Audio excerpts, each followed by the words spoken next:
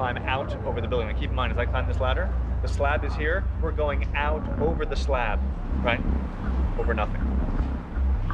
Oh. Oh, man. So, number one, that. Yeah. And number two, this. In this episode of How China Works, I'm bringing cameras and questions to places outsiders are rarely permitted to investigate how China is urbanizing. We're talking hundreds of years ago, all of Beijing were covered with these very hutong. How you doing? Hello. Hi, how are you? Good. At a scale and pace that are almost beyond comprehension. China's building the world's tallest buildings, longest bridges, deepest tunnels, fastest rail trains, huge harbors, over 100 airports. In 1980, less than 20% of China was urban. By 2030, 70% of the entire population, 1 billion people, will live in cities. Old cities are building up. Whew. Yours pop, huh? While hundreds of new ones are being built. But this tremendous change that has transformed the country has come at a price. I'm Danny Forster. That sums it up. I've spent years investigating cultures and countries around the globe. Doing it. And that's a cow in a merry-go-round, yes. And I'm here to find out how China works.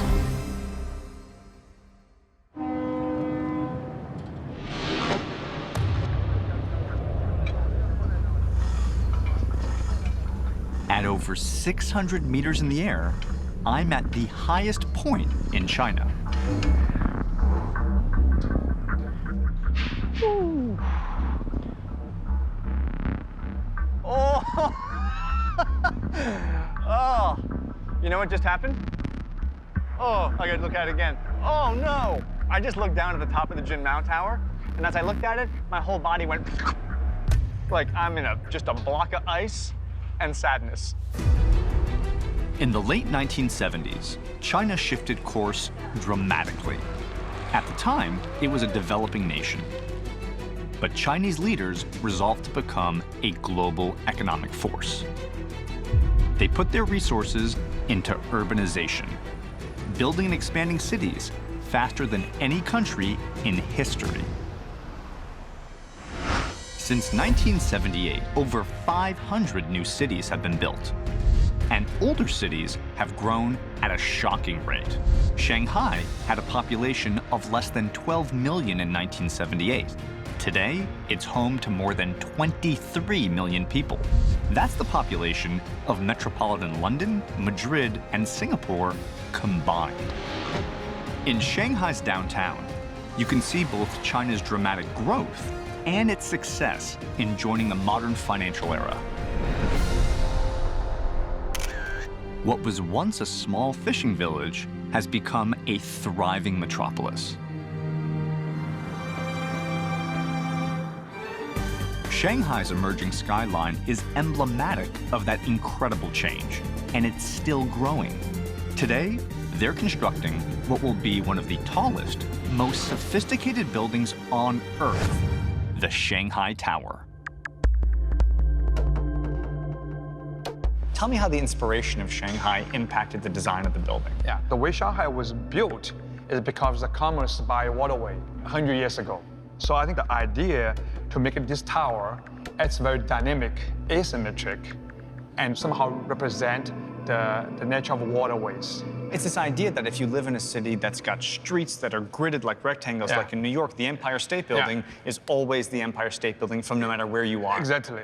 But as I move around this tower, as I move around Shanghai, the building will always have a different silhouette, a different look to it. But also, this thing helps a very functional way. When we design a building, we know the asymmetrical shape will help to reduce the wind load. The one thing that makes this building absolutely unprecedented is the fact that you have not one, but you have two facades on your building. The Shanghai Tower's unique double skin creates occupiable public space. We think with double skin, the concept from architecturally is really think it's a vertical city concept. Yeah. So we said that the outer layer of skin is really a boundary of a city district. And the inner layer skin contains each of them 10 to 15 floors. It's about community. You're actually trying to create a community, a Chinese community within the tower, stacked up on top of one another. Now, June, we're sitting here talking about this amazing design. I'm looking at this crazy tall model. But the reality is, you built this thing. That's right. Can we go inside that space? Let's go, let's go. I mean, it's a nice model, don't get me wrong, but I mean, you did build a larger version outside. Wow. It is enormous. I'm now looking at one of the tallest buildings ever built in the world. So what do you think? I think it's stunning. I mean, I really haven't ever seen a building that does what this building does. Shared public space is actually a traditional feature of Chinese cities, just not in skyscraper form. The network of alleyways that wove through much of old Beijing, known as hutong, were a gathering place for residents living in nearby courtyard dwellings. Hutongs still exist today, and innovation is helping them keep up with modernization. We're talking hundreds of years ago, all of Beijing were covered with these very hutongs. Everyone lived in hutong housing. Yeah, everyone lived in these alleyways, and their houses were courtyard houses. Hello, how you doing? Hello. Hi, how are you? Show me the way in which you think we can actually hang on to this heritage, but still live in a modern city. Well, if we come right around the corner, I can show you. Come on in.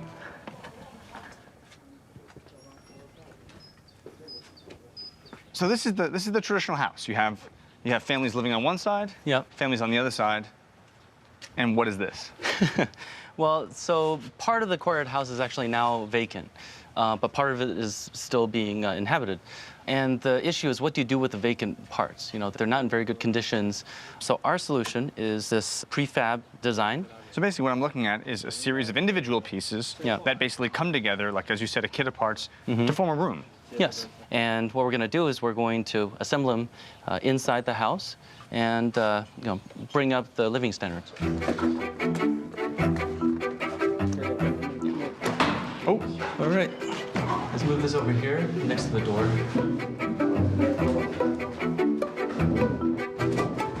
Just slide that in.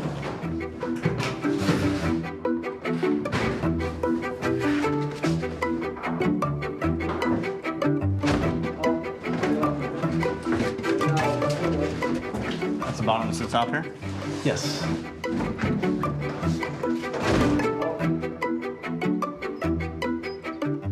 And so inside of that, just to be clear, you have all your electricity, you have the lighting already turned on, plumbing is plugged right in. That thing is literally a six-sided object assembled inside the hutong, ready to be lived in. Yeah, when you connect the panels, you're also connecting all the utilities.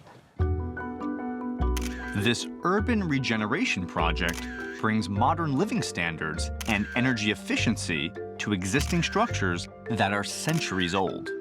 So if this idea of this pilot works here in this one example, the possibility is it could work all over. Yeah.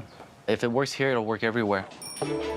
While some are trying to preserve China's cultural heritage, the Shanghai Tower is reimagining that heritage, weaving this community fabric into the facade of a high-tech super tower. Typically, all you need to do is have enough space for numbers with 2 digits. Yeah. In your building, you need space for 3 digits. Yeah. It's not a very common problem Not very common for architecture. Yeah. So, June, this is the Sky Garden. This is this inside, outside, elevated public space that exists only in the Shanghai Tower. That's right. And tell me how the inspiration for this space is inextricably Chinese. In Shanghai, we have a small courtyard. Yeah. Even in Beijing, you have gardens, But it's really about a garden space. It's really about in between space is kind of a blurred boundary between outside and inside, so people create a sense of energy and a sense of harmonize with nature, These sky gardens are an example of how the tower is creating milestones for China's construction industry. And today, a major event is about to take place. So I'm standing on the 125th floor of the building, super, super high. It's this space that when it's done will be the observation deck. And what's amazing about this building is the incredible twisting shape of the building all comes to its apex right here in something called the crown. And the crown is this beautiful glass cap that's supported by all this steel around me. And the amazing thing is today, that steel is being completed with that final piece hanging out over Shanghai. When complete, at 632 meters above ground, this building will be the tallest in China, a symbol of the country's reach. China's plan to transform its economy through cities has been a triumph. It now has the single largest economy in the world. But such rapid and total urbanization could not have happened by fiat alone. A massive construction workforce had to mobilize to make China's urban dream a reality. So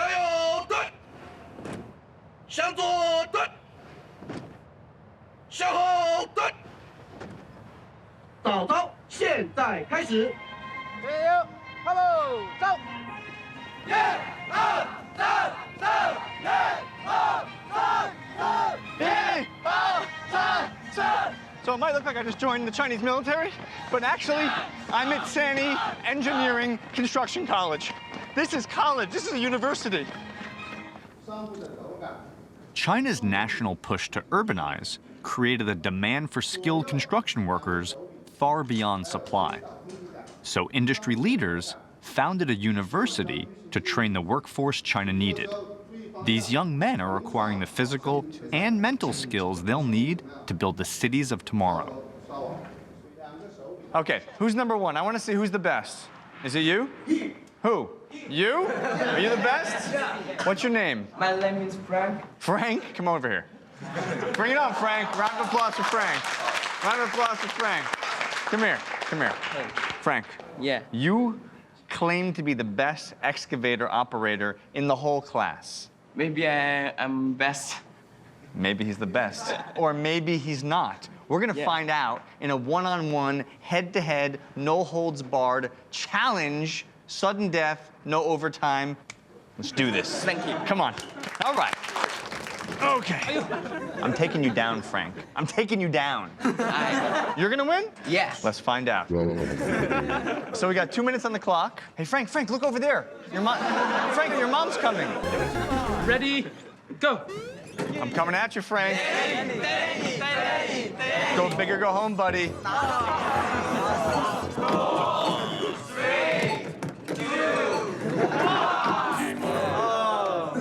All right, so what's the score? No. So in terms of the amount of dirt that each of us hauled, I hauled a whopping 2,000 kilograms. Round of applause for me. Frank, 9,300 kilograms. The winner! Champion! When students graduate from this university, they'll join a construction workforce of about 37 million people, ready to operate, repair, and even build the construction equipment that is transforming the country tunnel to tower. I'm here at Sany. Located in Changsha in the Hunan province, these are the guys that build the machines that pump the concrete, dig the foundations, and lift the steel that has powered the single largest construction boom in the world.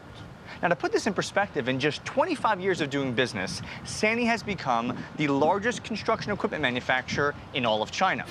They build the tallest skyscrapers like the Shanghai Tower, setting a new world record for pumping concrete 620 meters high, along with airports, harbors, roads, and rail, with state-of-the-art machines made in China.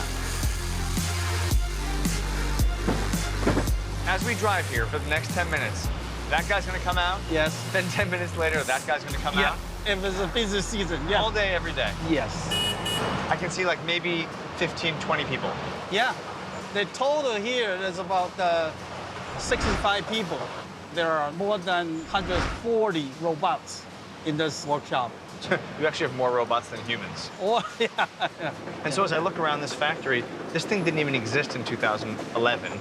That's right. Beginning of the 2011, there was a I think it's a farmer line over here. The transition from rural landscape to industrial hub happened surprisingly fast. After 2008, from 2009 to 2011 was the best time in Sany history. Which is wild, because if you imagine 2009, it was probably the worst economic year for almost any company, for almost every country. Yeah. And yet 2009 was Sany's best year because China was literally building cities at a rate that no one has ever built before. Yeah. Okay, let's back up. In 2008, the global recession hit. Many countries tried to stimulate their stalled economies with tax cuts and spending, but none of them did what China did.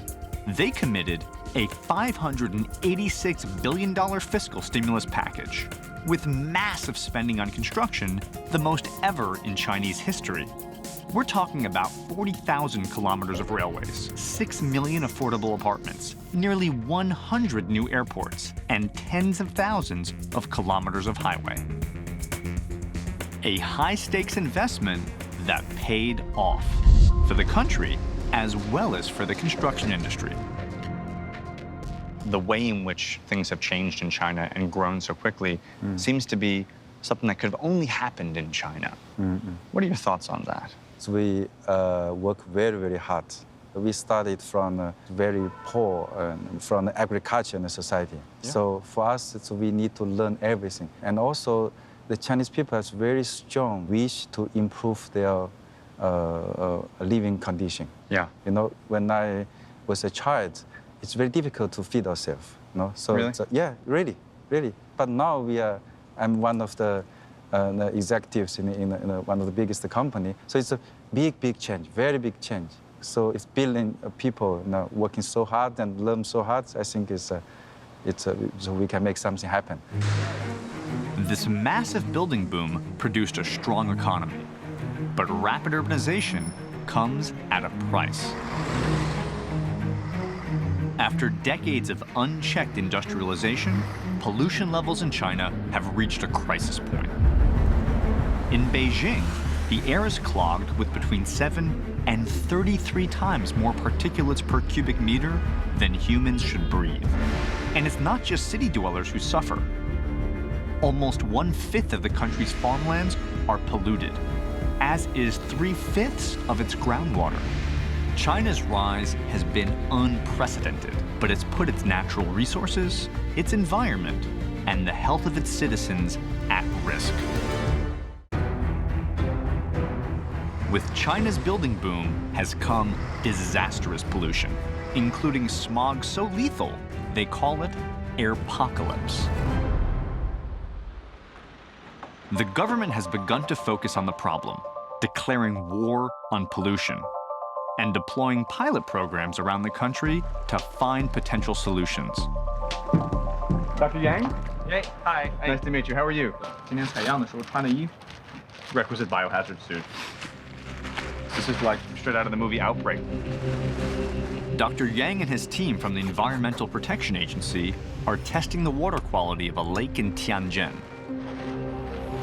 其实我们不用穿的这么就是这样防护的。现在这个水质状况已经非常好了。 Apparently, Dr. Yang didn't play dress up as a kid and doesn't realize there's the kind of exciting opportunity of just getting into the role. But it's good to be in the moment, you know, to just embrace it. OK。 Okay? Let's go. Let's do it.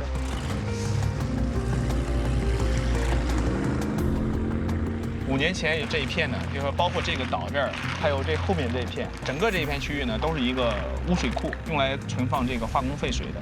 当时呢，就是味道呢非常的大，就是离这儿很远的时候呢，就能闻到那种刺鼻的味道。 You can smell it? 颜色呢是那种黑的，深黑色的那种。 So in 5 years' time, you've gone from literally a black lagoon into something that may not be drinkable, but it's certainly a heck of a lot better. Cleaning up dirty water helps. All right, Dr. Yang, bring it home. But as China's cities continue to grow, remediation will simply not be enough. The more energy city dwellers use, the more cars they drive, the more pollution they create. Environmentalist Peggy Liu explains the mindset behind China's recent building boom. You know, mainland Chinese culture right now is such that they are in experimentation mode, which means, you know, raise it, build it. It's part of this experimentation, this pilot at city scale model. So this kind of iterative model where you're not afraid to just try. That's right. We're not afraid to try because it's at China cost, which is cheaper. It's at China paced, right? So commercialization, experimentation happens faster. We're innovating at gigascale, as I said. It's amazing. Nobody else is doing it. But urban experiments of that size have global implications. The problem with China is that we're bigger, so we're polluting more as we grow and industrialize. And frankly, we're at a point, the globe, the planet, Earth, is at a point where it can't afford China to pollute at China scale. Real solutions have to prevent the problems before they start, driving growth while putting the brakes on emissions. One solution that moves urbanization forward on a more sustainable track: bullet trains.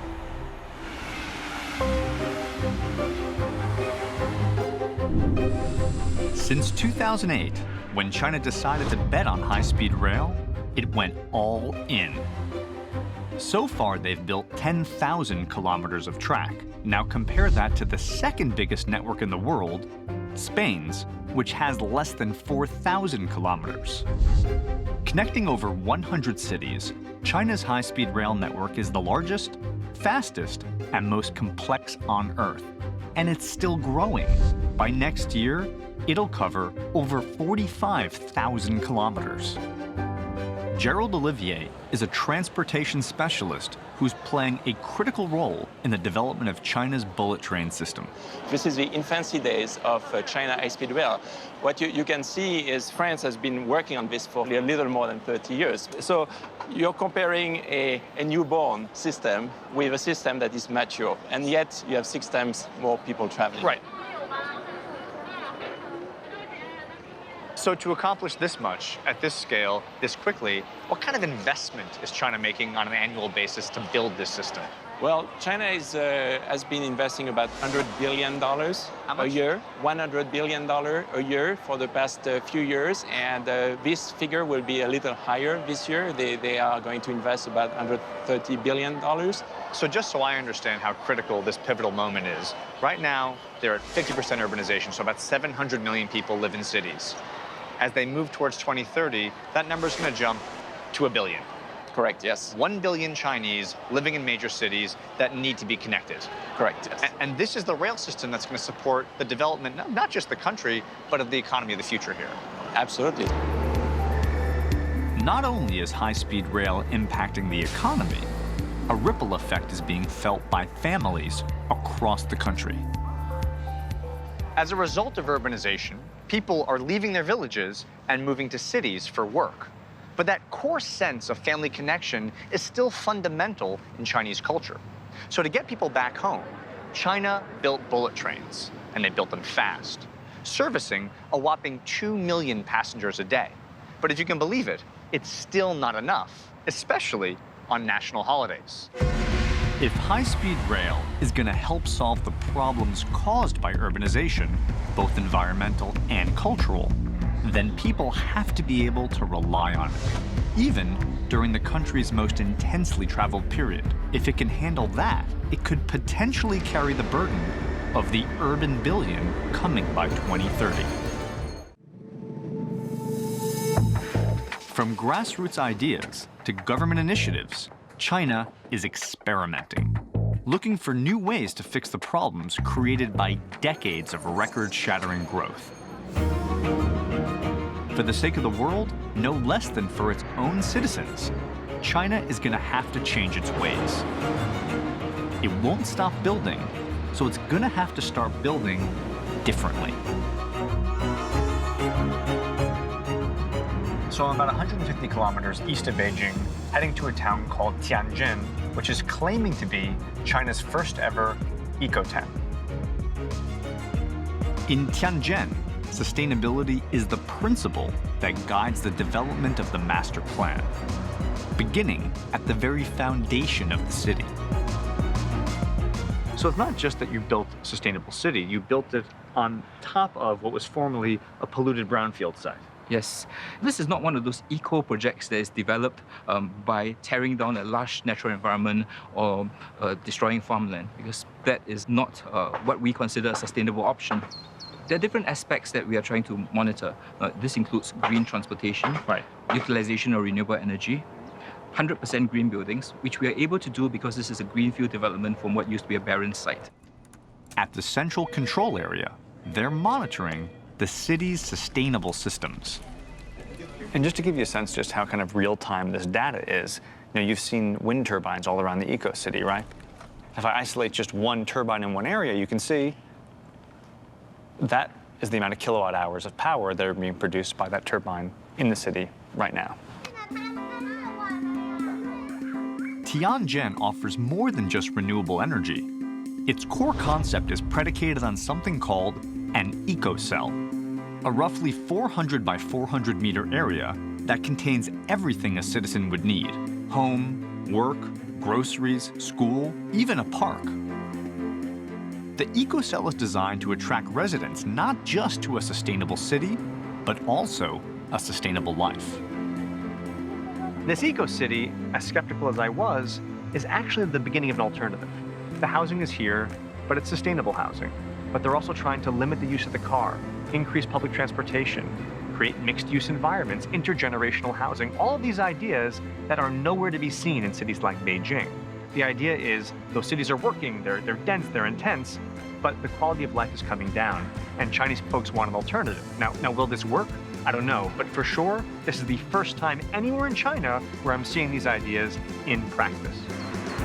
Burgeoning eco-cities will succeed only if their residents can travel quickly to and from larger cities, and they can stay connected to their families back home.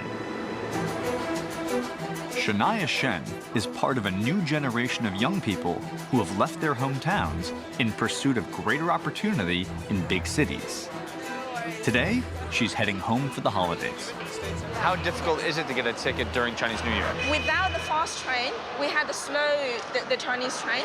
At that time, there were not that many trains, and we only released the ticket about 10 days before the day you need to departure. So you can't purchase a month beforehand, no way. But now we have the fast train, a lot more trains going, it's faster, more frequency, so it's not as difficult now. Xie. This is us, number 7. Yeah, and it's calling us, we have to go now. All right. Suzhou is 100 kilometers from Shanghai. Now, the trip used to take 2 hours, but on the bullet train, it takes only 30 minutes, traveling at around 300 kilometers per hour. Talk to me about the landscape, because as you look out the window, how has this changed and evolved? I mean, for example, I see cranes, I see skyscrapers, and I imagine this was probably agricultural farmland 5-10 years ago. You're completely right, and that was the part I actually feel quite sad in a way. Urbanization is fantastic, China is developing the skyscrapers, but then again, 10 years ago maybe, these places will be just all agriculture. Now the city is expanding, and the factory is now moving out of the city. Right, as real estate values skyrocket, you can't possibly keep factories in downtown areas. Exactly. They put skyscrapers in cities, and the factories move here. Indeed. The next station is Suzhou Station. Thank you. Xie. Which one's your dad? The one in the black shirt. The one that looks very excited to see you, who's like, can't wait? Hello, ni hao. Hello. Ni hao, I'm Danny. Ni hao. Shamling Mu, nice to meet you. How are you? Hello. Hi, I'm Danny. Ni hao. Xie.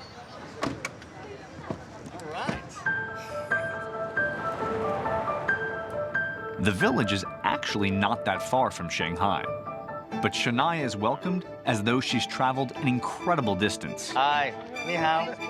And in a way, she kind of has, in terms of how different her life is in the big city. This is my grandma. Hello.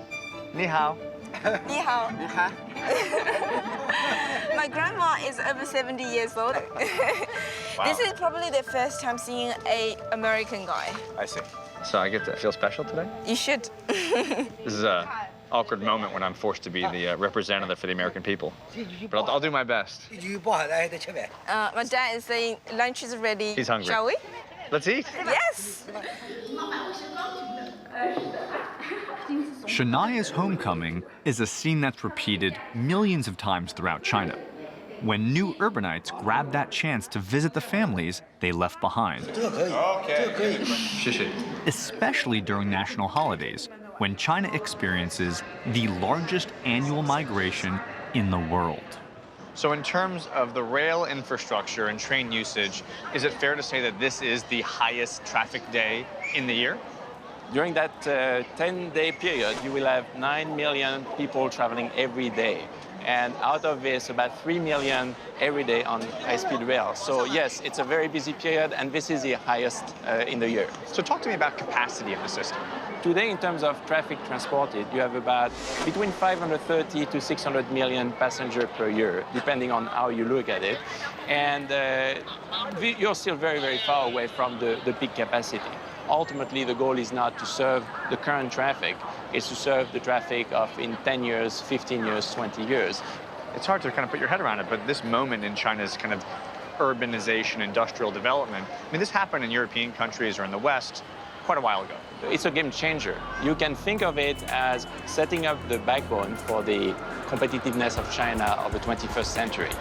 Doing it right will make an immense difference in terms of China's productivity, competitiveness, and the way the different cities interact within one another. Building a forward-looking rail system and sustainable cities of the future is not just a matter of planning, it's also about execution, which means China's young construction industry will ultimately determine whether this country's massive urban experiment is a success.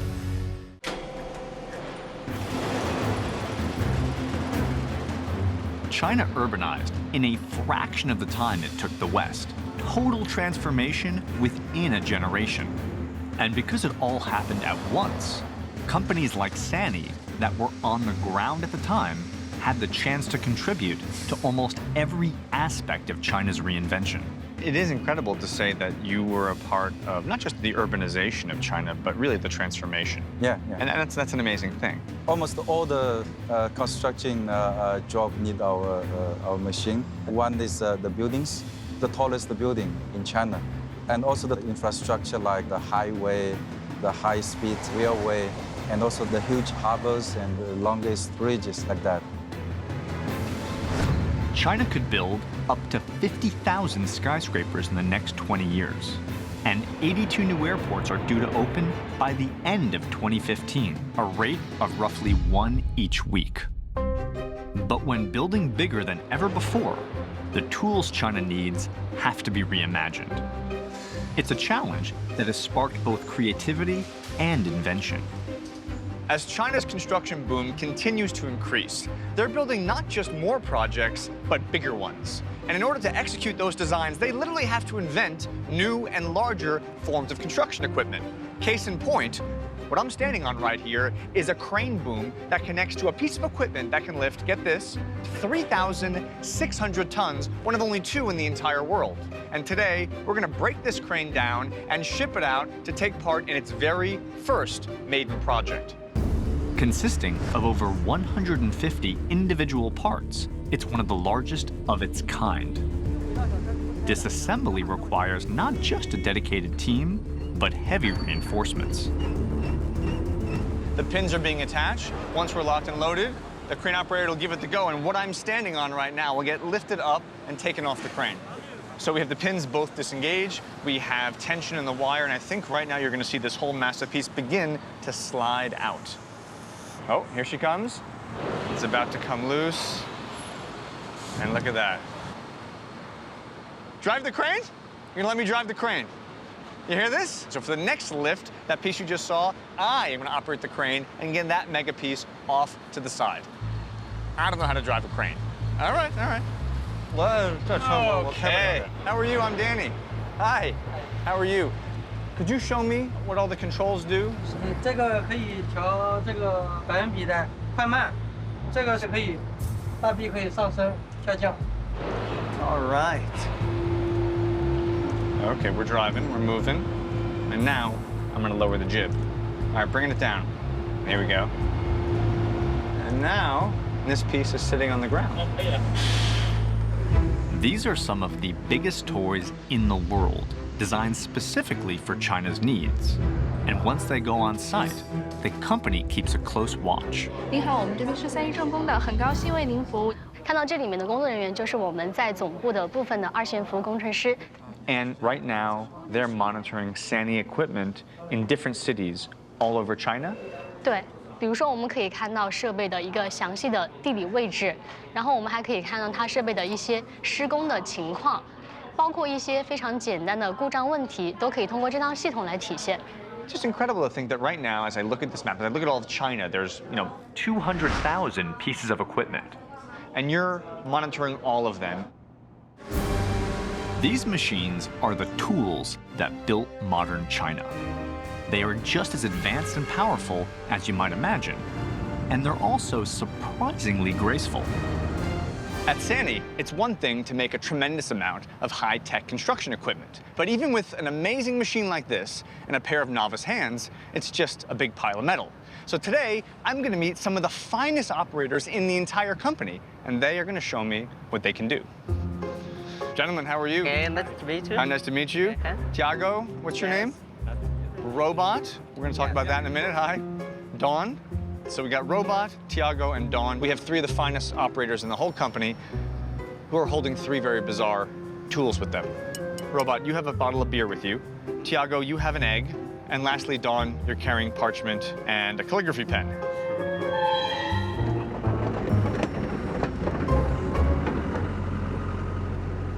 Really good crane operators tend to talk about the bucket or the jib as an extension of their arm, but this is really going to put that to the test when he's literally going to try and write not just cursive, but beautiful calligraphic kanji letters. Take it away, my friend. Look at that. He's dabbing the edge of the pen to get any residual ink off it. You gotta check out his focus. I mean, look at this guy's face. He's like totally locked in, super calm. Keeping in mind, these are devices that are typically used to move dirt and boulders and rocks, and now he's managing a calligraphy pen.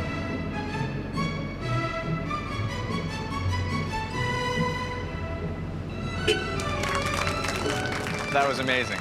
That was really incredible. Quality changes the world, huh? In kanji with an excavator. Robot, the floor is yours, buddy. And that just happened.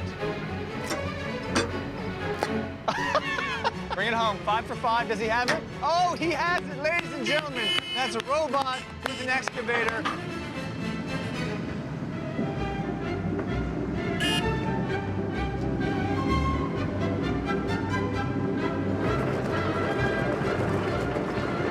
That's craziness.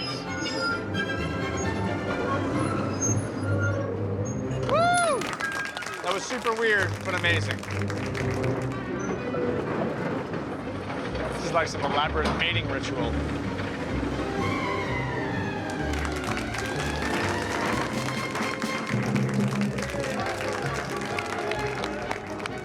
Well, there you have it, the big finale. We've moved spoons, we've opened beer bottles, we've made calligraphy. I mean, when you think about what these guys build, construction equipment, heavy steel machines to lift things and dig things and create things, what you don't think about is this, the kind of intense, eloquent, articulated precision that we got to see here today. And I can tell you, I've been to a lot of construction sites. I've never seen anything like that before. While this all might seem kind of silly, the focus and precision required to pull off a performance like that is exactly what's needed at a big, complex construction project, like the Shanghai Tower. If China's incredible growth and economic success need an illustration, look to its skylines.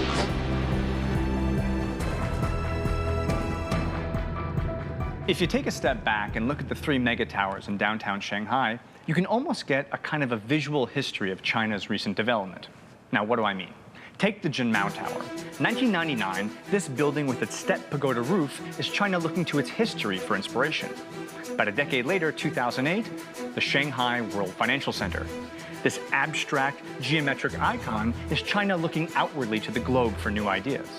And today, the newly completed Shanghai Tower.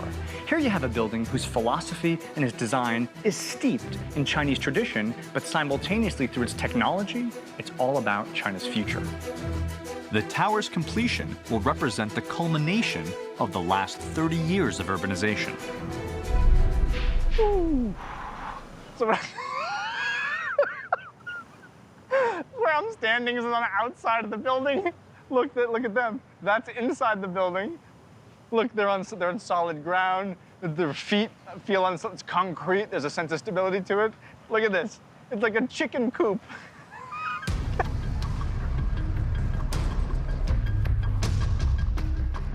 I mean, if ever a picture explains everything I'm trying to describe, it's that. That piece of steel hanging right there is hanging above the Shanghai World Financial Center. That sums it up. Whew. Okay, let's install some steel, boys. Let's define a skyline, huh? Let's redefine the skyline with the completion of an icon, huh? So if you look at that steel piece, you can see it's got two pipe-like legs, and each one of those legs are gonna kind of come into position, and we're gonna locate that pipe directly on here, bolted together, and ultimately welded into place. And it's this steel right here that's gonna hold the glass that will create the top of the building. Oh man, here it is coming up.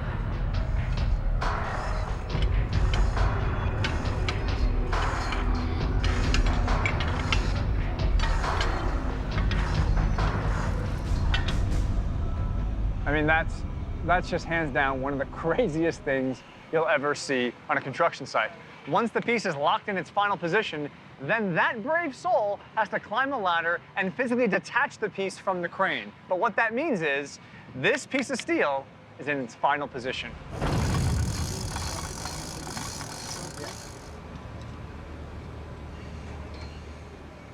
That was very, very impressive, sir. Shanghai Tower is a gorgeous symbol of China's progress, but it's not an empty symbol. Created with the most sophisticated digital technology in the world, it incorporates cutting-edge sustainable systems and pioneers the vertical urban courtyard in every way, architecturally, environmentally, culturally, and it doesn't just symbolize progress, it redefines it.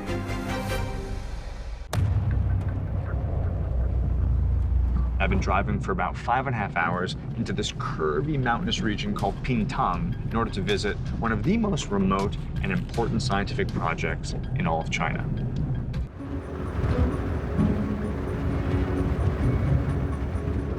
I mean, you look out at this terrain here, it's something out of Lord of the Rings. I mean, these incredible vegetated mountains, these huge bowls, almost these massive craters. And you gotta wonder, why pick a location this remote to build a project this big? Here in the southwest of China, we are the first ever foreign film crew permitted to record the construction of the most ambitious astronomical instrument in the world.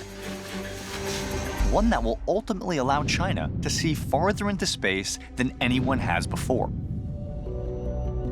China has transformed more quickly over the last 3 decades than any country in modern history.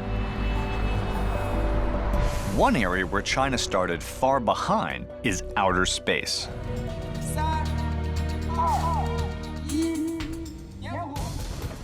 China launched its first manned mission in 2003, 46 years after Sputnik.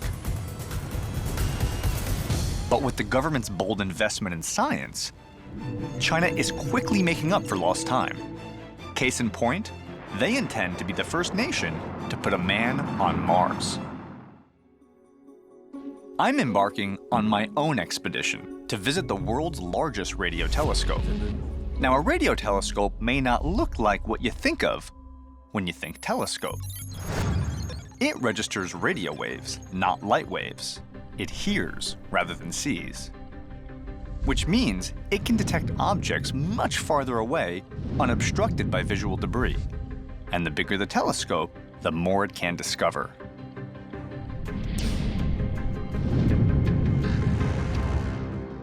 All of the equipment, all of the parts, all the steel I see has to be brought in thousands of kilometers. Yes, from eastern part of China. From the east of China? Yes. In order to build a telescope like the one you're building, You can't do it in Beijing, you can't do it in Shanghai, you can't do it in Changsha. Why? You know, there are many criteria for the site decision. The first, we do not want to remove large amount of earth and soil and the rockers.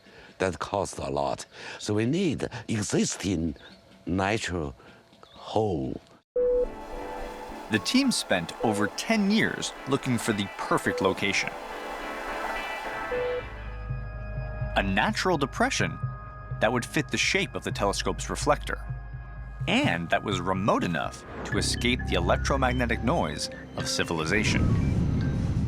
So, Professor, out of 300 plus candidates, you whittled down to 80 to 8 to 1, and you're telling me that this was the perfect hole to fit your telescope. Yes. You look at the green, the vegetable, and that is the part which is not touched. What I'm looking at right now, this hole was not made by a gigantic bomb. You didn't blow up a hole. You didn't dig this thing out. No. Literally, the leftover grass right there represents parts you haven't even touched. You are right.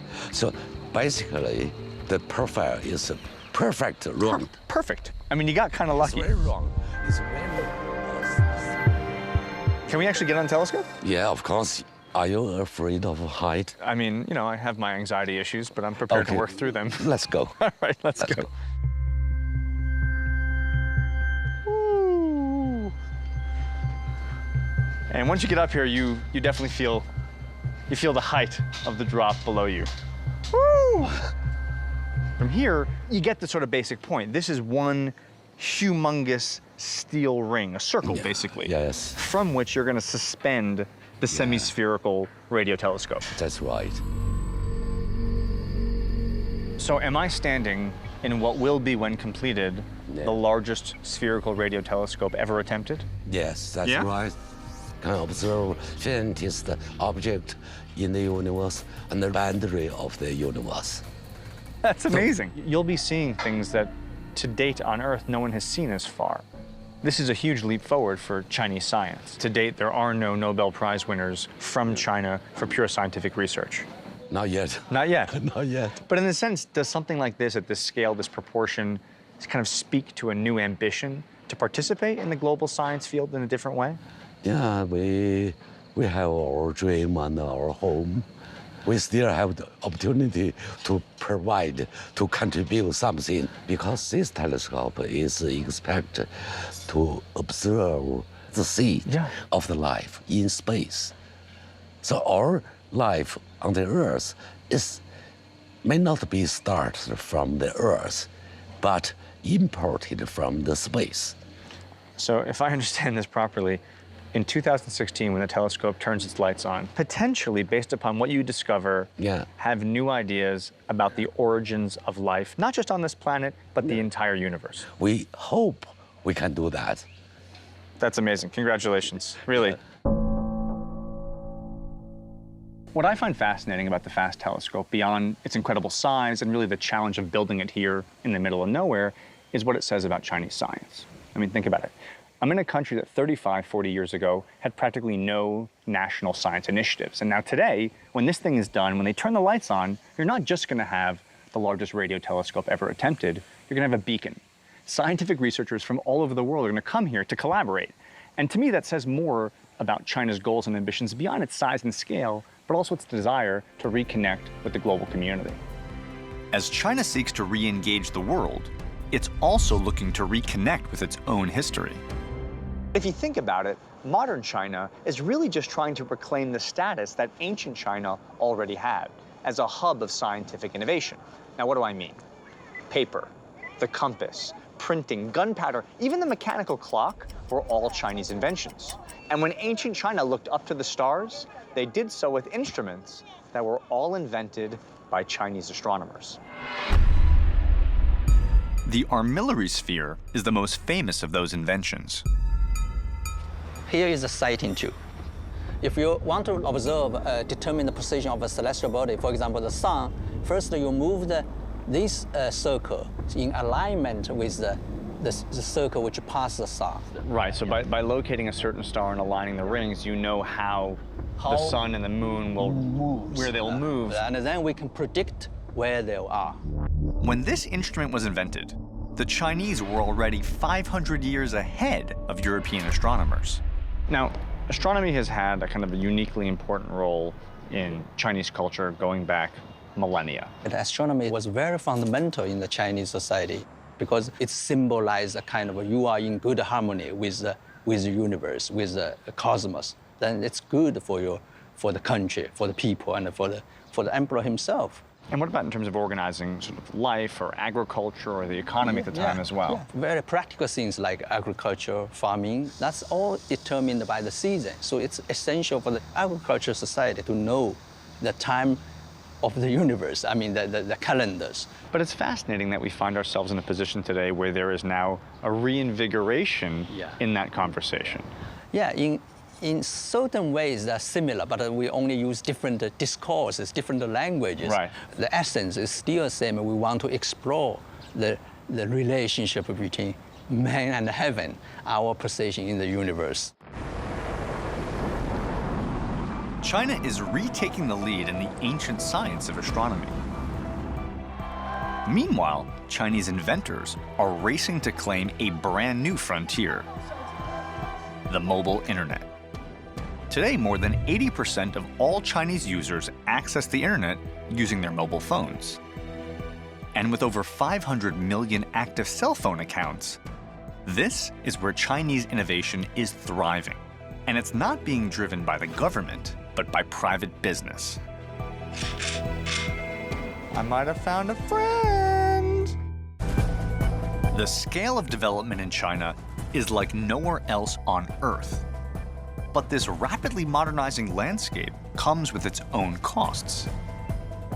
Once close-knit communities are being separated by urban migration. In this vast country, it can be a challenge to stay in touch. New media has jumped on the opportunity to bridge that gap. One company is solving China's problem of alienation by bringing people back together virtually. 3 years ago, a small group of Chinese entrepreneurs invented something called WeChat. This mobile-only social media platform now has 400 million active monthly users, and literally 2/3 of the entire country has a WeChat account. WeChat isn't your average messaging app. Their innovations have fundamentally changed the way Chinese communicate and interact, online and off. Popular functions include Moments and Shake, both of which are social media platforms unique to WeChat. But their most transformative feature has been voice messaging. WeChat popularized voice messaging. Now, text messaging in Chinese is laborious. So WeChat found a way for people to send voice memos instead. It's now a ubiquitous form of communication throughout the country. So in a sense, your invention, your creation of this voice memo took the challenge of the Chinese typing and gave people an alternative. It changed the way of the Chinese user, how they use the mobile phone. Ever since the voice message, we kept changing the behavior of Chinese user. WeChat's innovations have created a digital bridge for populations and cultures that are new to social media. Inspired by the pictorial nature of the Chinese language, the company has embraced a logic of visual communication that has gone global. Now, what does a surprised bunny, a naked frog, and a flaming horse have in common? Generally speaking, practically nothing. However, if you're Chinese and you use WeChat, these stickers are rapidly becoming a new form of communication. Stickers are animated standalone expressions. And because they're not tied to any specific alphabet, they can transcend language. So who's that, Koala? Momo. Momo goes to the movies. Momo drinks a pina colada. Momo gets hammered and passes out. Why do you think stickers have taken off as much as they have in China? Actually, some people may still think that's just animation, right? But we actually advanced that to a new language. No matter what language you talk, English, Chinese, you can use this to express all the world, they can understand you. But that's universal language, right? Stickers are both limitless and completely customizable. They can represent virtually anything. There's just a sort of point in time when you know you've made it. You've done all you're going to do, and you've sort of achieved that goal, and it's time to retire. And this is that moment for me. I'm an emoticon. For WeChat, the entire country is like a gigantic playground and test lab, where they're able to observe and engage with a rapidly evolving society. Their goal is to continue to invent novel ways for users to connect with one another. More and more people are moving to the big cities from small cities. So they will find very difficulty in meeting new friends, talking to their old friends. Everything in the big city, the life is too difficult for them. So the way to connect is not necessarily obvious to everyone. And then all of a sudden, WeChat comes around at the exact right moment. Yes, that's how the story happened. Today, their innovations are creating even more solutions to relieve the stresses caused by China's rapid urbanization. But they aren't limiting themselves to the virtual world. What is this mess of objects I see here? These are all of the hardware devices connecting to the WeChat. We are doing the exploration here. Give me a sense of like what you guys are trying to sort of hack into. So Beetle, you're going to open up your WeChat account. Yeah. I can only imagine what kind of pictures you have on there from the weekend, Beetle. Ooh, that was a fun night, huh? I don't know who that is. She's pretty cute. Is that your girlfriend? My wife. Okay, cool, my bad. Okay, so anyway, and if you want to send these pictures to, say, your grandmother, yeah, because she loves your new wife, she wants to see pictures of you and your new wife. Yeah. You give her the gift of the picture frame. Yeah. And then how do you send her the pictures of you guys? I just pick a picture and choose it. So I send through the WeChat. Hey! And so there you are. There's you and your lovely wife. So grandma's hanging at home. She says, how's Beetle? So happy he found someone he loves. So his grandma is hanging out by herself, wondering, what is he doing today? Is he having a good time? Bang! It is a kind of, I mean, we're being silly about it, but it is a kind of a really, like my grandmother would have loved to have this. I think this is an amazing, interesting way to involve someone who can't physically be here, but let them know what you're up to. What's your grandma's name? My grandma's name is...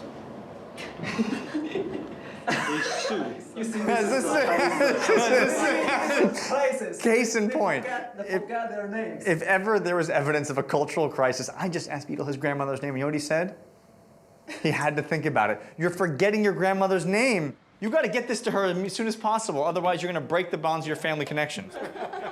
I'm adding Beetle.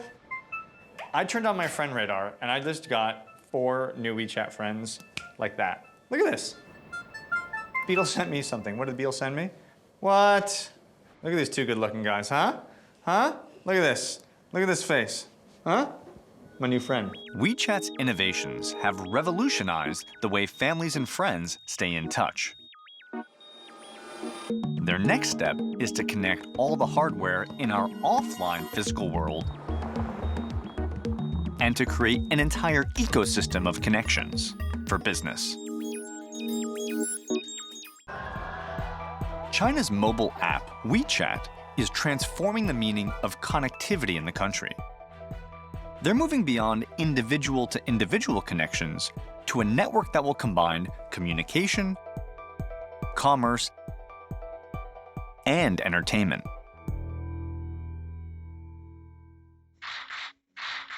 Well, in traditional model, people just sit in sofa and watch TV, just silent, and say nothing and do nothing.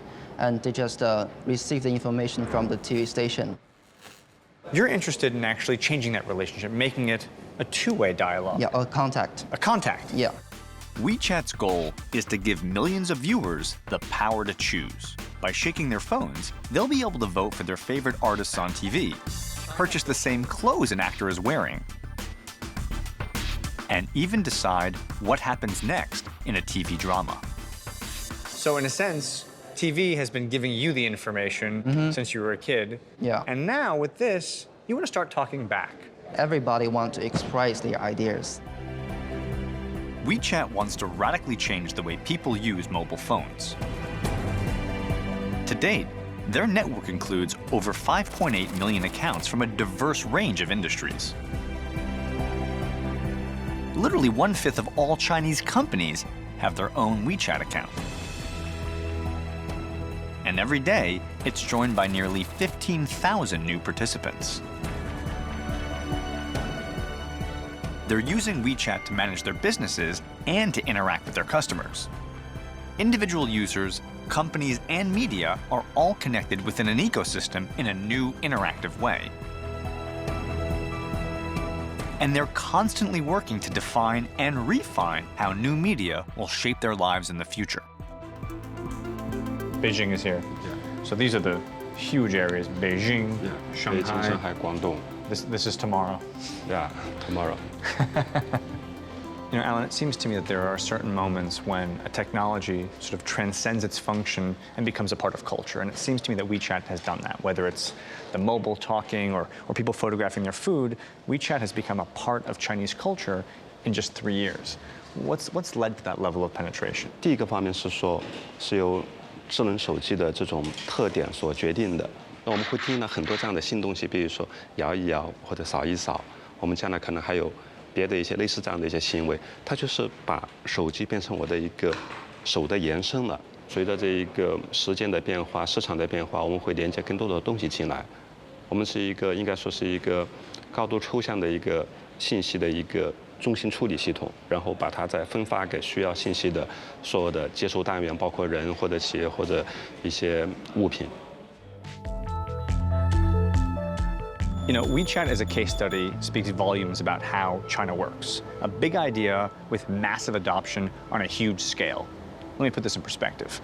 It took Facebook 54 months to get their first 100 million users. Twitter did it in 49 months.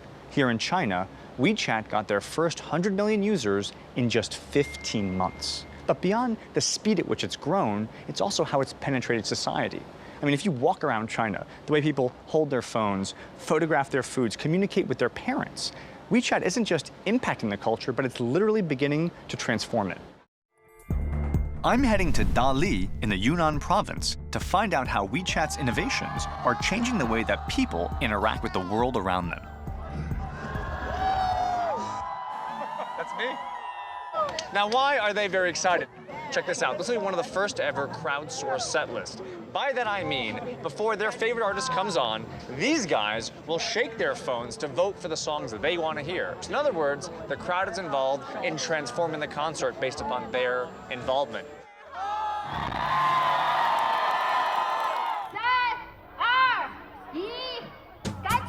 Now the shaking has begun. There it is. Come on, number two. Come on, number two. There it is.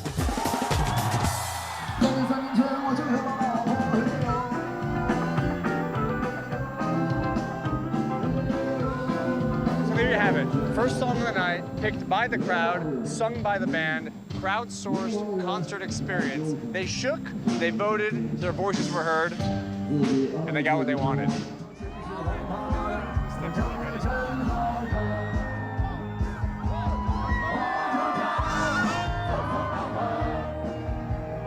WeChat's concert is emblematic of the remarkable changes happening in China today. This is just not something you would have seen here even 3 years ago. As WeChat's technology evolves, it will continue to influence how we communicate and how we live. And that spirit of homegrown innovation is spreading to individuals as well.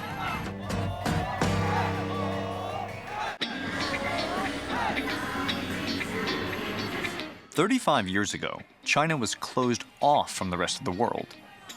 But today, it is a vastly different landscape. So I'm at something called China Joy. This is an annual event that draws over 200,000 gamers to the Shanghai Expo.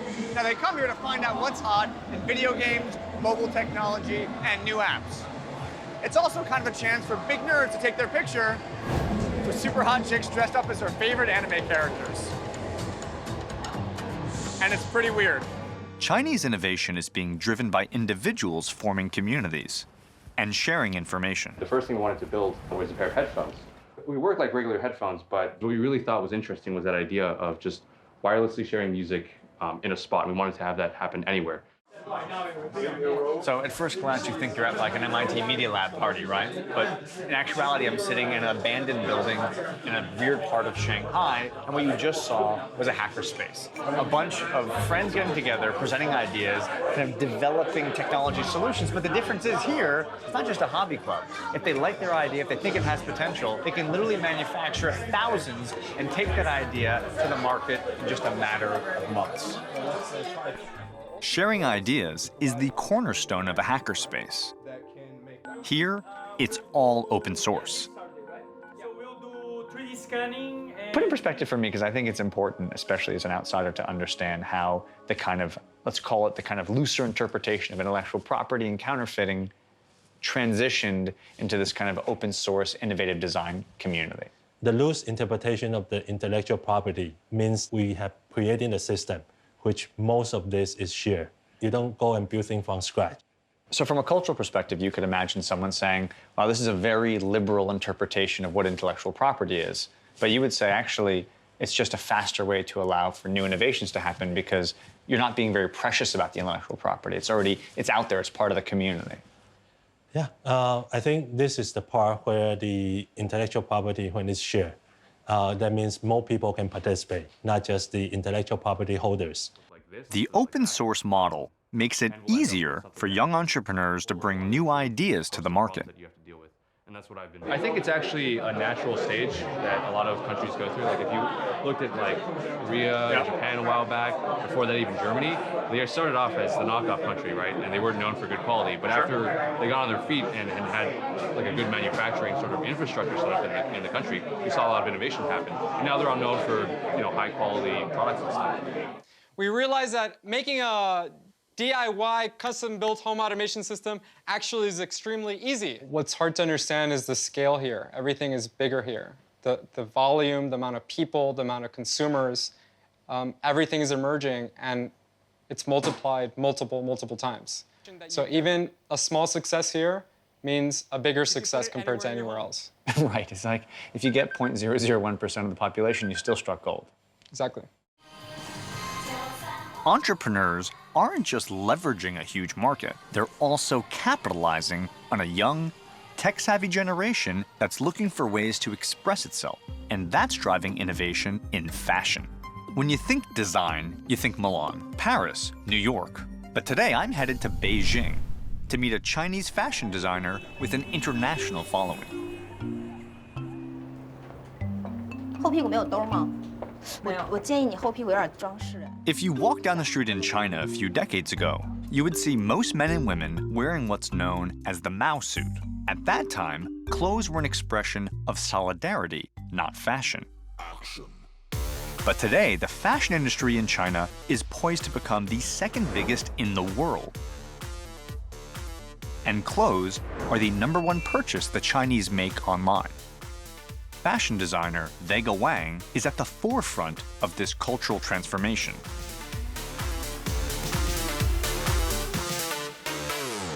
You know, in China, we used to say the hunter will shoot the bird who has the head out first. So if you stand out, you easily get shot. You're in trouble. You're in trouble. So you better not stand out. Yeah, you'd better just be average. You better just be harmony, like everybody's same.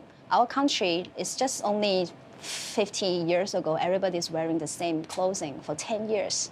Have you ever think about that? The young generation is really breaking this. You know, like they want to be different. They want to be recognized.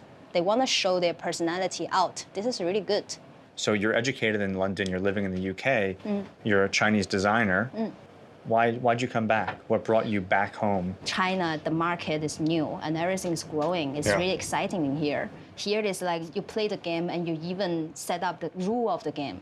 I don't really specific to say that my design is Chinese design, and you don't really have to say I have to put a symbol or I have to use Chinese red or I put a dragon or phoenix or whatever. Right. So show me on some of these pieces here that you have that kind of that bespoke, tailored look. So for example, if there's a guy you saw in the Russian prison, Yeah. he has a 2-star, like On his knees? on his knees. It has meaning. It doesn't matter how many people punished him. He never put his knee on the floor. Then we have the story behind it about this design came from Russian prisoner tattoo. I think good design should make people think. What you're doing is so fascinating because you're not borrowing something from the West and spitting it back out. You're taking something from what you've learned outside, but you're bringing it home. And what you're making here is inherently of this place. I was so thankful for my parents sent me to abroad because I went to study in England that I had a chance to turn my head back to see where I was in this country and where this country was in the whole world because you were out of the country. Yeah. Otherwise, you just like a frog under the wheel. You only see that little circle sky on your top and you think that's the whole world, isn't it? But you came back. Yeah, Why? because I want to make something here. It's like you take the seed from Western, but then you just want to grow the field in here because you want to make something special in here, no? It's this fusion of expression in a new digital age that is driving creativity in modern China.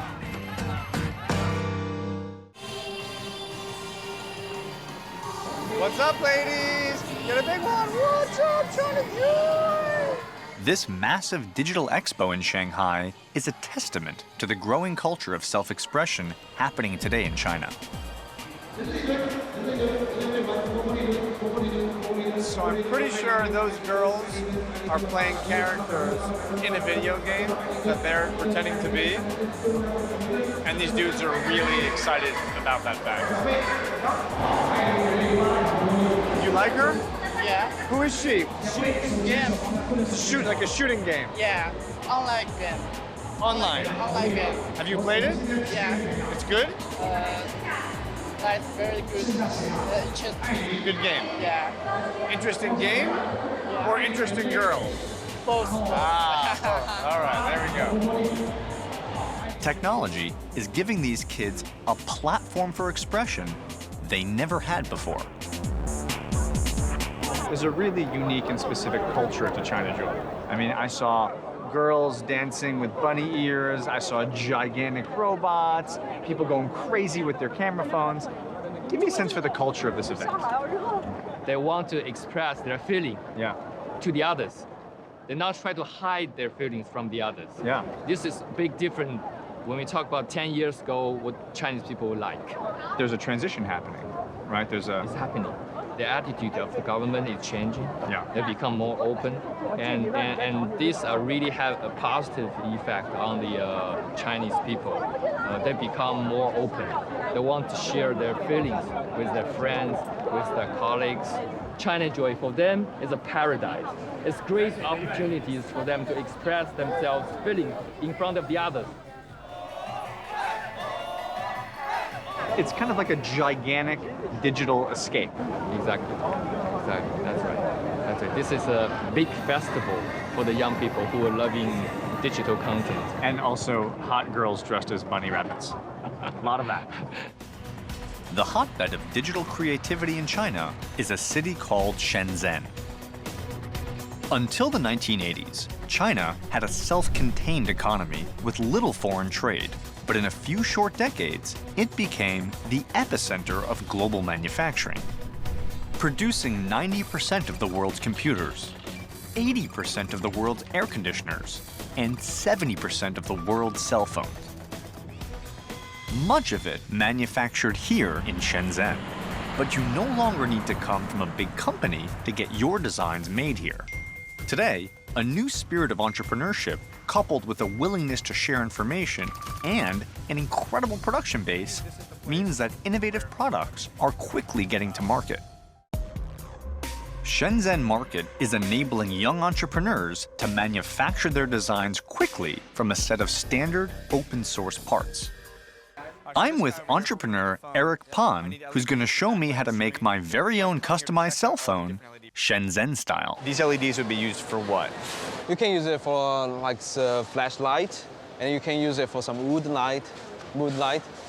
So for example, in our phone that we're designing, we want it to both be a phone, but also set the mood when my girlfriend comes over. Yeah. So we could create a lamp on our iPhone. Yeah. And you can put things on top of it to make it more, sculpture-like. So I just want to be clear, that's a very bright LED that does RGB, so you can do all the colors in the spectrum. And that light right there she's selling is 50 US cents. That's a very good price. And this is just retail, the sample price. 批量多少钱？大概要2K 的话。要2K，给你最低价。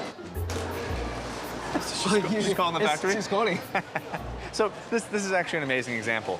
You're not here shopping to buy 1 or 2 pieces to make like a hobby phone. He's literally asking to buy not 1 but 2,000 and what that price would be, because we're talking about making a phone and also making a phone to distribute. Check it out. Here's the negotiation. Here we go. 2.6. So you got me down from 3.5 to 2.6? Yep. That's amazing. So there you have it. All right, we'll take it. 2,000. Excuse me. Pardon me. Literally, each one of these are different pre-designed versions of an audio jack. Imagine turning on your phone with a key. That'd be kind of hilarious. So every kind of application or idea you have is essentially powered by a pre-existing technology. Exactly. You don't want to totally redesign some components because that would be too costly for a small individual. You know, as a Westerner, as an outsider, you think about counterfeit. We see the fake Gucci bags and the fake Prada bags, right? Yeah. That was kind of 20 years ago. Yeah. What's happening today in these markets? So all the supply chains, they try to evolve. They try to, try new stuff. It's a result of very furious competitions. Because counterfeits fights with counterfeits very much. They try to find the components used for mobile phones. Right. But now make it applicable to the new devices. So this thing over here actually might have in it, thank you very much, some technology that came from a mobile phone. Yeah. And then they took some of that technology, reverse engineered it or reapplied it, and now invented the control to move around that thing. Right. So they try to use existing components and technologies and to remix into some more innovation things. And there is different demands in Western world. Especially in China, the middle-aged women like to dance in the plaza together. I have seen that. You heard that?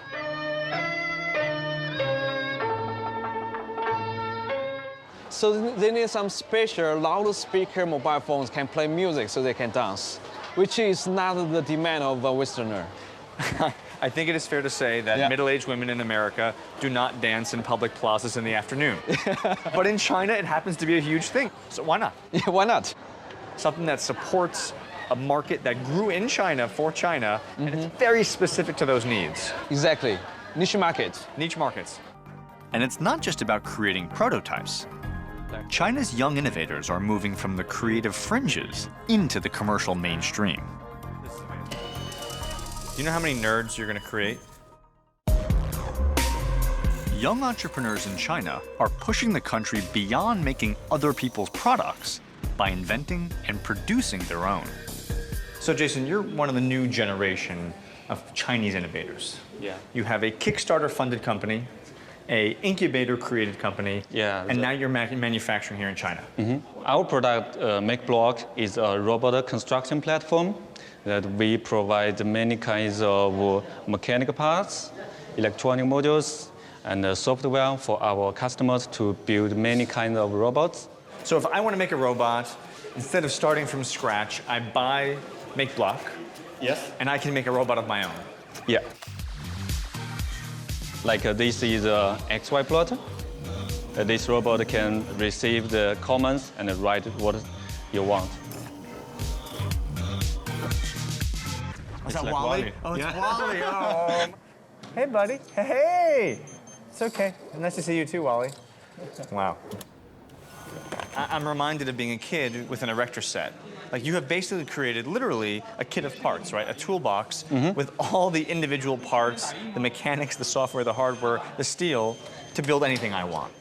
I'm a robot lover before, and I want to build robots by myself. But when I try to find the materials to build my own robot, I can't find a satisfied solution for me. So I think this is my problem, and I think this is many people, robot lovers' problem. You didn't have the tools to build what you wanted, so you literally invented the toolkit for kids everywhere. Based on our platform, you can build a simple robot like that one, or you can build a complex one like a 3D printer. This is an actual 3D printer? Yes. Really?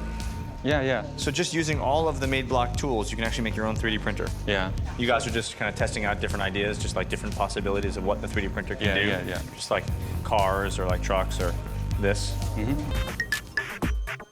Arm goes up. Arm goes down, and we start moving. This is amazing. Do you know how many nerds you're gonna create? And what I find to be so amazing is that this isn't just a bunch of hipster nerds hanging out making these toys. This is being manufactured. I mean, I can buy this. Yeah, you can buy it from the website or the store in the US. In the US? You're selling in the US? Yeah. Are you serious? Yeah. So designed in China, made in China, sold in America. Yeah, sold in America, around the world. That's impressive, man, really. That's very, very impressive. Back inside the vast marketplace of Shenzhen. All right, so where are the exciting phones? Okay. Oh, cool. Entrepreneur Eric Pan is showing me how quickly Chinese innovation can render Western products obsolete. Wow. This is not even out in America right now. Yeah, I think it's very new. Look at that. Can I put it on? Sure. Not only have they been designed here, they've already been innovated on top of them, and they've created now a bedazzled one that has its own keyboard. All right, let's make some deals. The money will last. $850, that's good. It's a good number. You know what's also a good number? Guess a good number is 800. Bang! That's what's for dinner. What do you think? That's what we're doing. Okay. Okay? Okay. We're doing a deal. We're doing a deal. 800 RMB, not just the newest, hottest phone watch there is, the newest, hottest phone watch that's been bedazzled. Woo! Look at that. Micro innovations, open source collaboration, a place that used to be famous for counterfeiting products and making cheap versions of things you'd find elsewhere, are now inventing their own versions of their own products with their own specific Chinese spin. And the best part about it is, I'm taking a piece of it home, right? Bang! I got my new watch! Are you worried it's a little too sparkly for me? Like maybe it's giving off the wrong impression, potentially? Like I'm sending mixed signals with all the jewels? I don't know. So how do they do it? How do they go from made in China to created in China? Here's how the story went. Initially, China was copying the designs of the rest of the world, and yes, oftentimes without permission. But copying became refining, augmenting those designs to fit the niche markets here in China. Over 260 kilometers away from Jiangsu Center is a sustainable pig farm. One of 66 ecological breeding bases for pigs, built on a massive scale to match the evolving Chinese diet. Every day at about 7 a.m., literally thousands of little pigs right here get weaned from their mother, and this is the first time they're being let out. Hey guys, what's going on, guys? I'm your new friend. My name's Danny, I'm gonna be taking care of you. This is Louis. Louis is gonna come home with me to New York. So all these pigs need to go to a pen, which will be their new home for the next couple of weeks. Let's go, buddy. Let's go, team. Come on, guys, you can do it. This growing demand for meat is a symptom of China's total social and economic transformation. In 1980, the average income of a Chinese city dweller was 440 renminbi, the equivalent to about $280 US. In less than 40 years, that income has increased by a factor of 15. This new wealth creates new challenges. After decades of urbanization and a real commitment to domestic innovation, China has grown a massive middle class. And this burgeoning demographic has changed Chinese culture. I mean, the bottom line is they want a better life than their parents had, specifically starting with food. I mean, think about it. Earn a little more money, you want to eat a little better. And as the Chinese are learning, better can't just mean better tasting.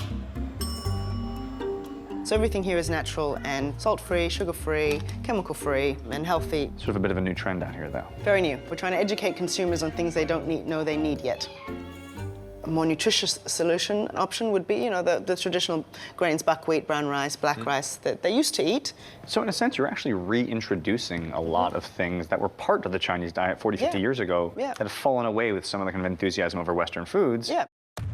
The desire for a healthier diet stems from a legitimate public concern. Now, China has been rocked by yet another food scandal, this time affecting major fast food chains in the Shanghai area. I mean, certainly food security has been in the news recently.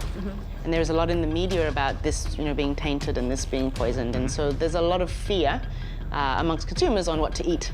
And that question I get asked a lot as well, like, what should I eat? There's nothing left to eat. One government agency that's been tasked with tackling this issue, Cofco Corporation. They're researching how to produce nutritional foods that actually taste good.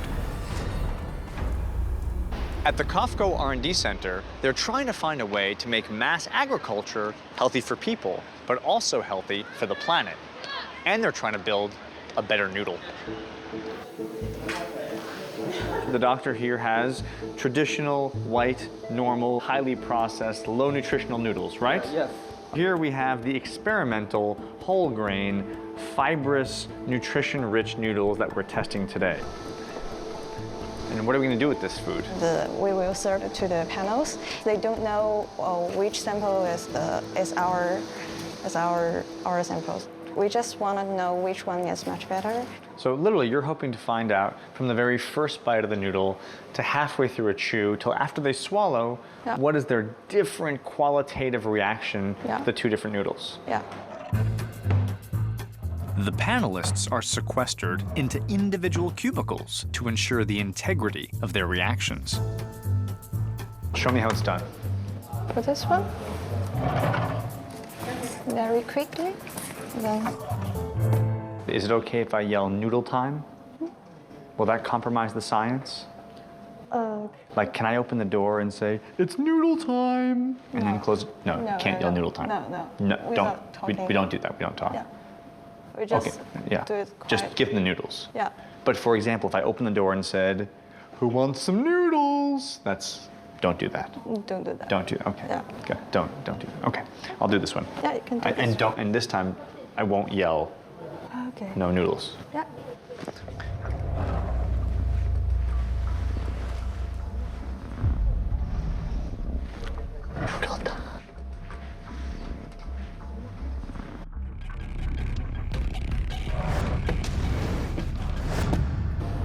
So here you can see how the process takes place. They have red light on top of them, so they can't tell the difference in noodle color. We'll tabulate the results and find out if, in fact, this experimental pasta tastes as good as the traditional stuff.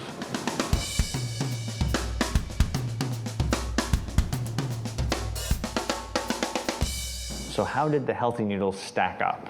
The first bite, these two samples are very close to each other. The hardness, yeah, this is good.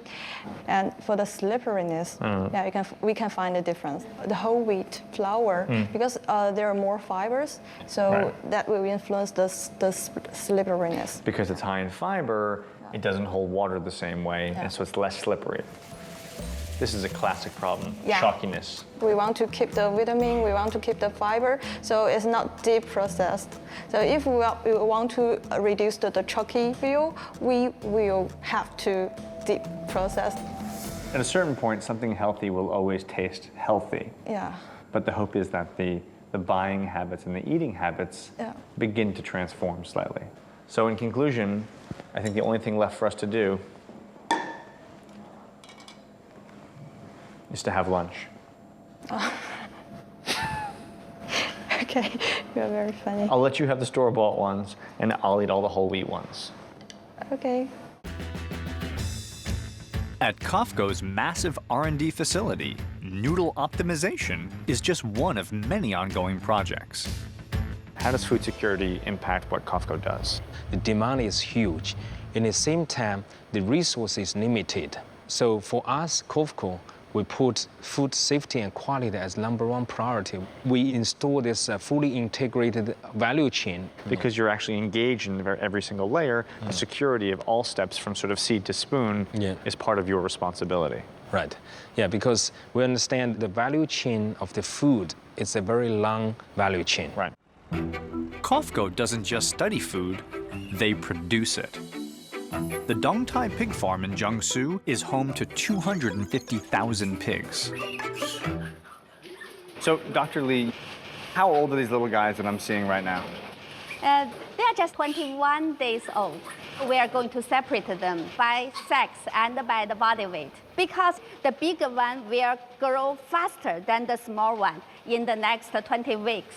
And also the big one might bully the little one, get into a little bit of fight. Got to keep them separated. Yes. How do you tell the difference between male and female? Oh, there it is. I actually don't know what that is. Is that a boy? Boy? That's a girl. Good thing we have Dr. Li with us today, otherwise we'd be in trouble. Oh, you had a lot of your mom's milk, didn't you, buddy? You guys love pork. Yeah, because traditionally Chinese eat more pork than any other kind of meat. Lunchtime. Yes. The pigs are hungry. You guys are eating nonstop. Yes. So here at 10 weeks old, this is the delicacy that you're feeding them. The feed here is made mostly with corn and soybean. So the food you're giving them is calibrated to the age in which you give it to them, right? Yes. Nutrition requirement is different in different age. For example, for this age, they need more minerals to get the skeletal deposition. The bone is grown. This is like when I was a kid, they said drink a lot of milk, you'll get a strong bone. Yes. You're giving them strong bones. Yes, for the later weeks, they will get more protein deposition. The feed is made in Cofco's own feed mill. So you make your own feed? Yeah, and we made the feed in the same day when we feed it. That means all the pigs here eat the fresh food. So not processed, not frozen, not rehydrated, nothing? Yes. Have you thought of feeding them my shoe, by the way? Because they seem to have a real interest in my booth. Oh, Jesus! Well, bit me.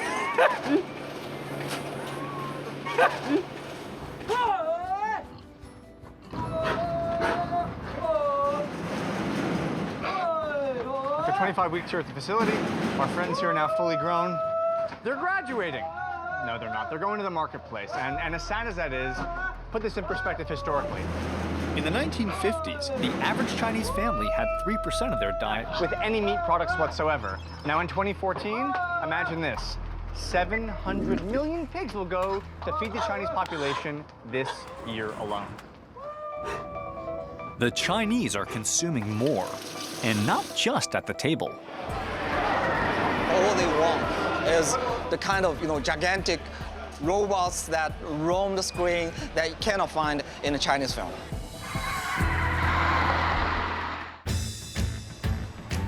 Since the late 90s, China has been seeing higher incomes and increasing affluence. And its middle class has been on a spending spree. Right now, the Chinese retail market is one of the largest in the world, second only to the US. However, when the Chinese spend, they spend with a vengeance. They now represent the single largest buyer of luxury goods in the world. Now, to support that demand, fancy, big, high-end shopping malls are opening up all over the country, and if you can believe it, 50% of all malls being built in the world are happening in China. China is building nearly 300 gigantic malls a year to serve the public's growing appetite for consumer goods. In fact, in 2008, the Chinese people spent $1.7 trillion on retail purchases. Cut to 4 years later, that number doubled. We have a middle class that's evolved into an upper middle class who now has money. Yes. And now they have some discerning tastes. Yes. They want affluence that comes along with these brands. Yes, the majority of them still only in first-tier city. Right. Beijing, Shanghai. They're making a lot of money in this big city. They are willing to try something brand new. But in a second-tier city or third-tier city, such as like Suzhou, Nanjing, they're still very traditional. When the food they eat, the product they buy, still like follow the Chinese way. And sometimes they kind of resisting about something totally brand new. But in terms of volume? I would say it is 800 million. 800 million people? Yes. Whether they hail from small towns or big cities, one thing that mall culture has given them is a deep love for blockbuster movies.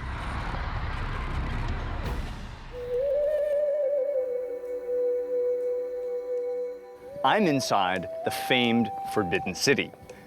It's from this historic landmark that Chinese emperors ruled the entire nation of China for centuries. But one of the most incredible things about this place is, it's totally fake. I'm standing in the biggest movie set in the world. Over 1,000 films and TV shows have been made here at Hengdian World Studios, including massive hits like Crouching Tiger, Hidden Dragon. And with the box office booming, these lots are cranking around the clock.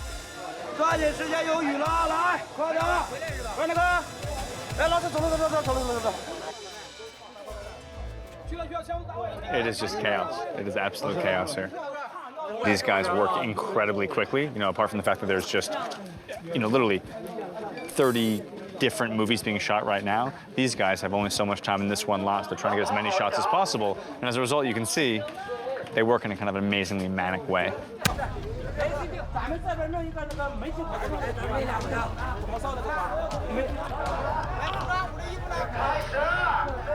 Oh, they're going now. They're going now. Pyrotechnic guys just cleared out. They're going to blow the fire. People are going to start running.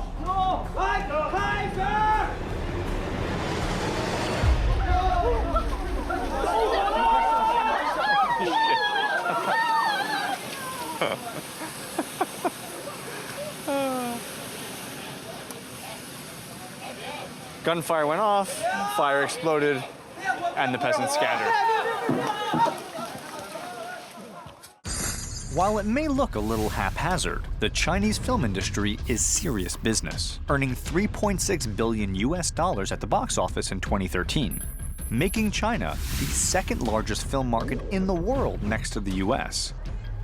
Growing at a pace that ensures it will soon take the top spot. Between 2012 and 13, it grew by 27%, compared to North America, which only grew 1% during the same period. We think about urbanization, we think about the development of these second-tier cities, high-speed rail connecting China. So multiplexes are now reaching cities that never had them. Exactly, never had this kind of cinemas. Films like Transformers 4 and also the Pacific Rim, they did so well in China. That's because people in third-tier Chinese cities, they are new to this movie-going experience, and all they want is the sound effects, is the special effects, is the kind of gigantic robots that roam the screen that you cannot find in a Chinese film. And it just so happens that the population is so high that it's literally driving decisions in Hollywood. But the lure of Hollywood's special effects still can't compare to China would. Domestic films accounted for over 70% of movies shown in 2013. Shoot coordinator Rainey Lin takes me on a tour of Hengdian Studios. Hello, ni hao.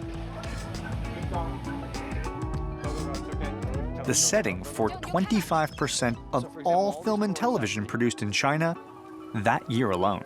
So this is the Forbidden City. Yes. And what we're talking about here is a one-to-one, brick-by-brick replica of what I would find in Beijing. Yeah, it's not allowed to shoot in the Forbidden City because it's ancient and it's easy to be destroyed. So we reproduce a kind of this one-to-one shooting base here for those who want to shoot in the Forbidden City. It's kind of fascinating. But there is more to Hengdian than just movies.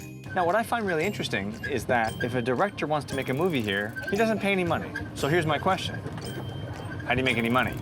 Yeah, we make money, we make profit from these tourists. They need to pay. They pay a ticket. Yeah, you can watch, and maybe you can meet your loved stars, and maybe you can get signed from him or her. You get the autograph signed. Yeah. At Hengdian, they've cashed in on a surge of domestic tourism that has attracted over 12 million people a year to the studio. Ni hao. This remote rural corner of China has big dreams to take on Hollywood and beat it. I've seen government agencies and corporate developers working to influence China's huge middle class. But it's actually individual entrepreneurs who drive today's China dream. And in the mid-1990s, Xu Wenrong went from farmer to movie mogul. Tell me how Hengdian Studios helped to transform the Chinese movie industry and created all of this massive growth. 横店本来很落后，是人才不肯来。我们竟然不断到其他地方去考察，特别是美国好莱坞，他的拍戏带动的旅游，我们就开始找横店。而这个拍戏基地呢，我就全开放了，不收费，所以呢，吸引了全中国的拍戏的学祖啊，到这里来了。拍完戏以后呢，来旅游的人呢多了，所以这是一个成功的一个典型。It's true. Tell me a little bit about the evolution and development of Chinese cinema over the last 20 years. 美国好莱坞是世界有名的，但你这拍戏基地很小，绝对是我横店大。可是高科技呢是要不过你们好莱坞的，但是中国人也很聪明的，不久将来会赶上你，人子超过你。这个话是我说的。That desire to match and even surpass the West is fascinating. And if Hengdian is really the new Hollywood, then I want to see it from the other side of the camera. You know, I'm interested in breaking into acting. So if there's a chance that someone's shooting a movie and they need a non-Chinese speaking white guy from New York City. Okay, I can recommend you. You can hook that up? Yeah.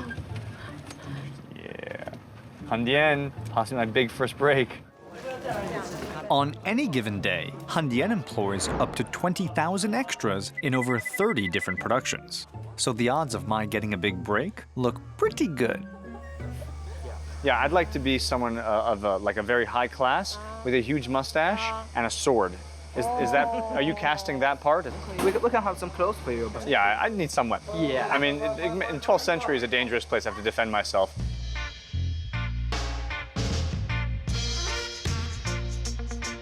Hi, ladies. How are you guys doing? Oh, take these off. Sure. Do we know who I'm playing? We're just going with the hair first. I talked with the director, but they said they will tell you later. They'll tell me later. Yeah. It's good. Build the character from the outside in. Start with the costume. I'll find my voice. Yeah, we try to make it harder on you. That's good.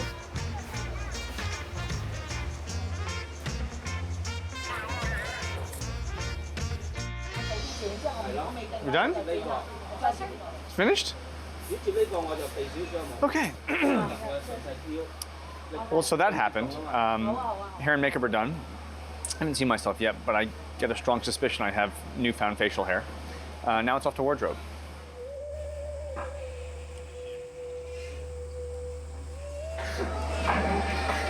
Yep. It's me.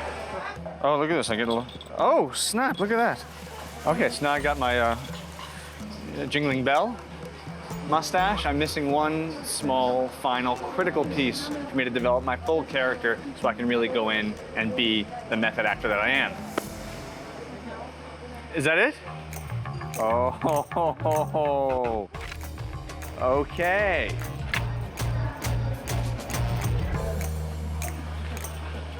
Hengdian Studios has a huge production capacity to match China's growing demand for mass entertainment. But you can also see a new desire for high culture as well, in all the focus being paid to art and architecture. You know, I was in China quite a few years ago, and just looking at the difference over the past couple of years in the quality of architecture and the type of architecture, it seems vastly different. 10年前，甚至于更早的20年前的时候，我们其实受到很多就是美国建筑的一个影响，但是在这之后重新思考现代主义在中国的一个发展的问题。那么这个时候，这个本土的文化呢，也不希望是一个符号性的。那么像在中国，我们很多这样的我们一些年轻的一些建筑师都希望能够通过非常本体的建筑的语言，能够重新去诉说一个建筑和一个具体的场地之间的历史之间的一个关联。所以更多的你会看到更多更纯粹的这样一些结构性的建筑的出现。So as I look at this building right now, and I look at the quality of the design and the geometry and the abstraction, am I looking at a kind of a pure contemporary Chinese style of architecture? Yes. So tell me a little bit about the concept behind the design for the architecture. 这个地方原来是一个运煤的一个码头，我们是采用了一个清水混凝土的这样一个散体结构的做法。因为在这个建筑的外面有一个原来历史保存下来的一个煤漏斗，一个煤炭的运煤的一个漏斗的一个运载桥。这个结构呢是一个纯粹的用它的一个结构体的方式来展现这个构筑物本身的功能性的一个内容。China's remarkable economic development is fueling the creation of an inextricably new Chinese aesthetic. Do you now see that with that newfound wealth, there's a new hunger or appreciation for art and culture? 我遇到很多有钱人，也有来找我们做设计、做美术馆，就是因为他这些年，因为他赚了很多的钱，然后他的生活好像从某种程度上失去了一些目标，因为对他来说，赚钱已经没有刺激了。像这对夫妇也是这样。As never before in Chinese history, individuals are now in a position to bring culture to the masses. China's turbocharged economy has produced titans of industry who are interested not just in collecting art, but in sharing it. More museums are being built here than anywhere else on Earth.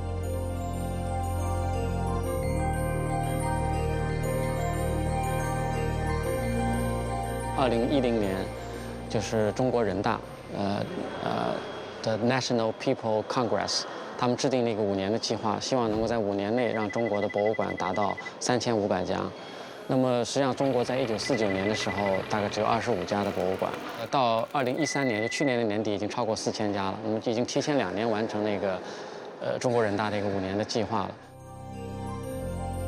They achieved this unprecedented goal not with government backing, but with the involvement of private individuals like Wang Wei and her husband, Liu Qian, who invested over $1 billion in art. Tell me a little bit about this painting here. 他们3个伟人打下了中国的那个江山。The Long Museum exhibits a mix of revolutionary, contemporary, and ancient Chinese art. You and your husband have been incredibly successful in the past few years, but you've taken your success and invested it in art privately, but now you've transformed your private collection into public institutions. Why do that? 我先生，当然我们2个也是投身到艺术中，那么把我们私人的收藏公众于世，那么让大家共享，我们觉得也是我们作为一个企业家的一种职责。In building these incredible museums and taking your private collection and making it public, it seems that it's not just about sharing the art, but it's also about educating the public and bringing a kind of cultural education to the newly wealthy people. Is that true? 我想现在因为我们中国发展很快，但是对精神文化思想理念上面，我觉得还是有缺的。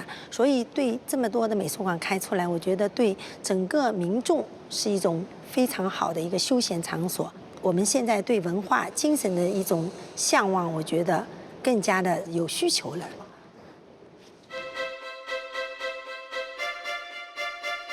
In 2012, China opened a whopping 450 museums and did so in a single year.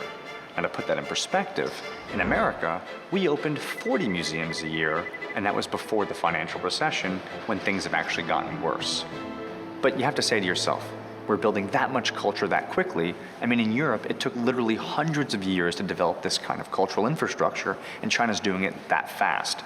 But you go to a place like the Long Museum, what do you find? real collectors buying contemporary art, commissioning legitimate architecture, and then sharing that work with the world. So in this case, from my perspective, it actually bodes well for the future of Chinese arts and culture. China's changing tastes and increased discernment are not limited to art alone, also influencing how they shop. Megacities in China are the first to revel in change and choices. Their residents are often first to embrace new food, entertainment, and fashion, leaving the rest of the country to follow in their footsteps. Tell me a bit about how you've seen the evolution of style take place over the past 5-10 years in China. Shanghai has becoming very independent in fashion itself.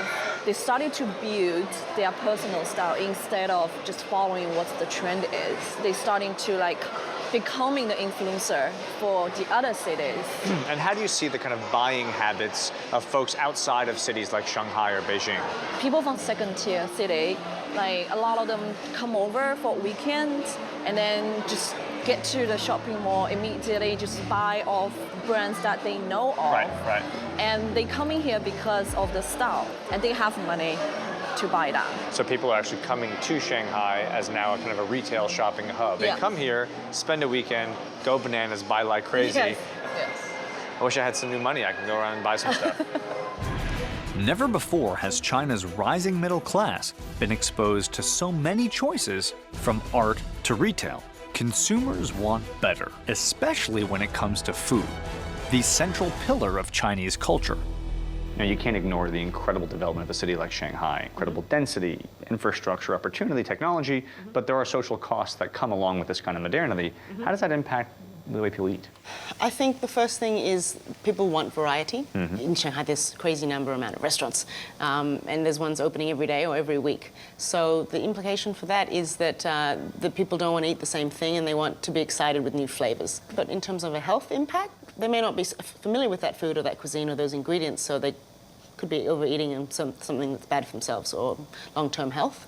So how do you combat that? There needs to be more healthy choices, I think, in big cities in China. But Chinese consumers, they still very much like their Chinese food. So it's just how do we make that cool and tasty and trending, to fight all the Western imports and food concepts or unhealthy foods. It's not just about making short-term improvements. At Cofco's R&D Center, scientists are looking to have a life-changing impact. So tell me what the impetus was to build this massive R&D facility. Company Cofco has a vision to extend the Chinese life by 1 year. We studied the Chinese people to understand what nutrition is particularly need for that life stage and how we package their everyday food from rice, flour, to cooking oil, to milk, meat, in a way we provide the right nutrition to them, what they need, but in a good taste. Of course, you want to make it taste good. Instead of overweight, overeat, overconsume. Cofco is continually looking for ways to increase food nutrition without sacrificing flavor. Here, I want to show you another example for modernized process for the oil. A lot of good things lost during the process. For example, vitamin E. And trans fat will be increased. So your goal is to find a way to purify the oil, but to keep the nutritions and not increase the trans fat. Yes. We control the temperature and the processing time. We get optimized process. So by heating the oil and putting in this clay and mixing it together, you're able to remove the impurities to the point that it becomes that much lighter. It is just a process of refining. We call it bleaching. And after the bleaching, the oil will go through the neutralizing and deodorizing to take off the flavor and odor. And therefore you can have a much cleaner oil. Yes. Vitamin E content has increased about 30% in the oil. It is a great success. This is a big win for everybody. The quest to find new consumer choices that help extend the lives of millions doesn't stop at China's borders. There's some truth to the idea that a happy cow means better milk. China is going to great lengths to feed a nation. Today, with more choices and savvier consumers, the country finds itself catering to all sorts of new and emerging trends. One of the biggest changes to the Chinese diet is the addition of milk. At one time, very few mainland Chinese people actually drank this stuff. But as China opens more to the West, the Chinese people want more access to typical Western foods like milk and cheese. The bottom line is, China is now the single largest importer of dairy products in the world, and their demand for milk is skyrocketing. People are drinking more and more milk. In the year 2000, milk consumption was 1 kilogram per person per year. 10 years later, it was nearly 10. I'm traveling all the way to Inner Mongolia to a town called Hohhot, the heart of Chinese milk production. I mean, when you were a kid, you didn't drink milk, did you? We don't. And now it's becoming a central piece of the diet. Yeah. It's interesting. Yeah. 30 years ago, you would not have had your job. I'm still young. So is that where they live? Yeah, that's the area with the milking cow live. Can I go meet your friends? Yeah, sure. Let's go. All right, let's go meet some milking cows. To quench the new Chinese thirst for milk, China has imported 250,000 Frisian cows, the world's best milk producers. Some came all the way from New Zealand to their new home in Inner Mongolia. I thought it was a bit of a cliche, but in fact, there's some truth to the idea that a happy cow means better milk. Yes, correct. We try to make them happy as possible. First, from the feeds. Yeah. We analyze which was the best combination for the cow. Make sure they can get a high yield, but also they're eating very happiness for this. Yeah. So this is a sort of a specially designed feed. Yes. Yeah. Good food makes for good happy cows. The second thing is we put the sands into the bed because that's the best material for the cow to lie down on the bed, very comfortable. What does sleeping comfort have to do with milk quality? The more lie down timing, the more the blood goes to the breast, then the nutrition absorbed by the milk, that good became the good quality of milk.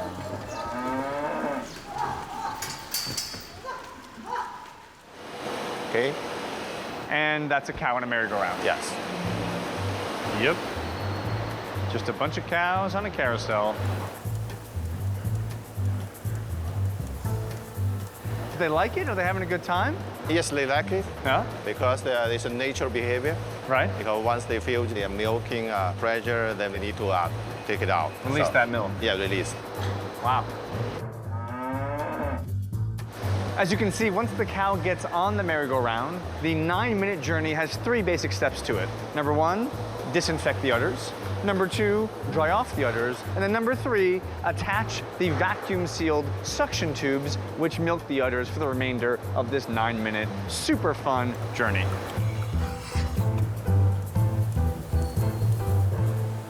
Milk is then delivered to the fully automated production lines. So what I'm looking at here, this is basically pasteurized from a cow, debacterialized, processed, and here we are. Yeah. And so how long are you saying it takes to get basically from the udders to this box to my left here? Normally it takes a few hours. That cow I saw this morning, that milk could be in this box right here. Right. So this is the control room for the plant. Yeah. This is where they can monitor everything that's happening from kind of beginning to end of the process. Yeah. Here you can see a lot of the raw material area. We have some sensitive material we need to take care for 24 hours. This area is the mixing area. Those people operate everything automatically using the computer. I see. Meanwhile, they can see what's going on real on, and also through the computer, those guys can adjust. Make changes.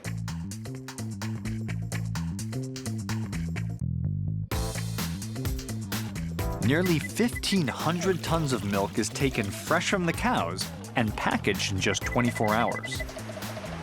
The cartons will end up on supermarket shelves all across China. But consumers today have more choices than ever before. Cofco is trying to understand why people choose what they choose by using the eye tracking test. You can track where I'm looking. Yes. And how many times you look on this kind of product. You know that deep down in my heart I want this. That's true. Everywhere I look, you know exactly where my eyeballs are focused. My face, my eyes, my nose. Just in your eyes. That's where I'm looking. Okay. Right there. Just in your eyes. Yeah.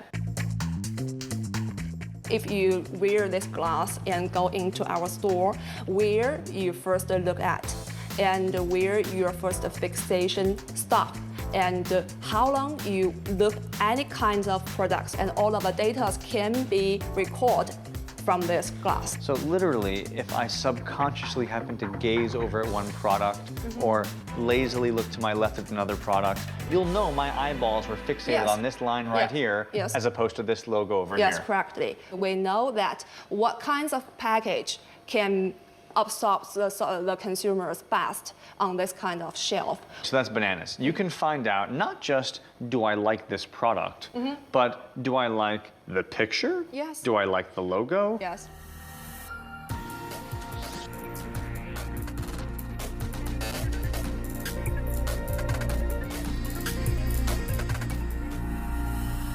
This is actually my gaze right now. Yes, that is your eye movement. How do you analyze that right there? The longer you look at, it means that the more you are interested at this kind of product. We can get this kind of heat map here. The red ones means you look at this kind of area for a longer time. This zone right here is clearly my area of interest. That's some science right there. Cofco is aspiring to be a global food supplier, having invested heavily in feeding over 1 billion people. But their ambition is to transfer their knowledge further afield, producing oil and cereal crops as far away as Brazil and the Black Sea. But they're not the only industry looking to conquer the world's consumers.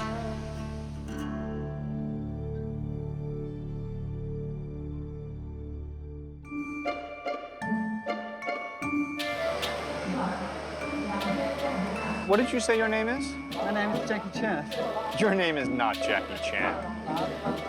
Really? Really? What's your name in Chinese? Zhang Chenglong. Zhang Chenglong? Jackie Chan Zhang. Wow, this is amazing. I'm hanging out with Jackie Chan on set.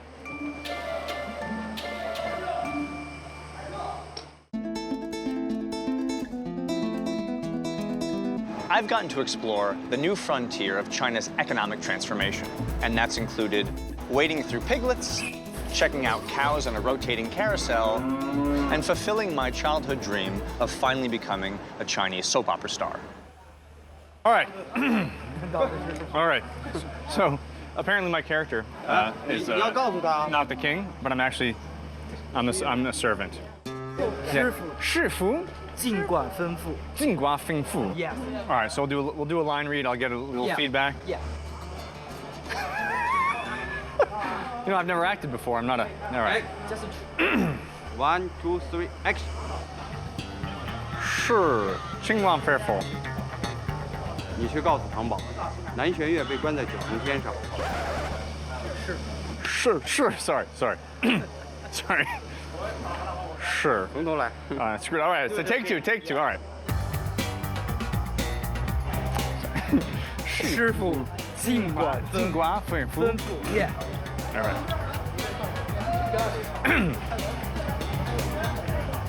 师傅尽管吩咐. 你去告诉唐宝，南玄月被关在九重天上。是。And scene. Yeah. We did all right? We did good? All right. There's chemistry here. I feel something in the air. Yeah. Thank you. 谢谢. This TV drama is adapted from a popular online novel that's received over 500 million views.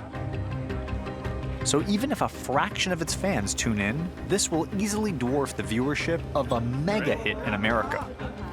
This is the big time. Okay. Camera ready. 3, 2, Well, action.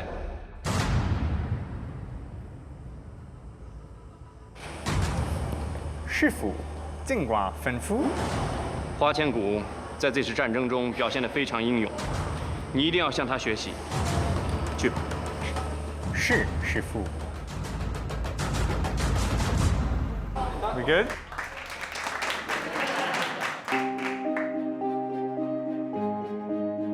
The Chinese middle class now has more leisure and more purchasing power, and they're changing. And frankly, they've become something that would have been unimaginable 40 years ago. They've turned into consumers. And with their newfound purchasing power, they want not just more food, they want better food. Here we have the experimental whole grain, fibrous, nutrition-rich noodles that we're testing today. They want blockbuster entertainment to fill that leisure time. All they want is gigantic robots that roam the screen. And they want fashion beyond just clothing. They are willing to try something brand new. And I know it sounds somewhat frivolous talking about movies and food and so forth, but it's actually kind of serious because this represents a paradigm shift in Chinese culture. Because when you're talking about almost 1.4 billion citizens and growing, habits of the Chinese middle class will have a direct and profound impact on the rest of the world.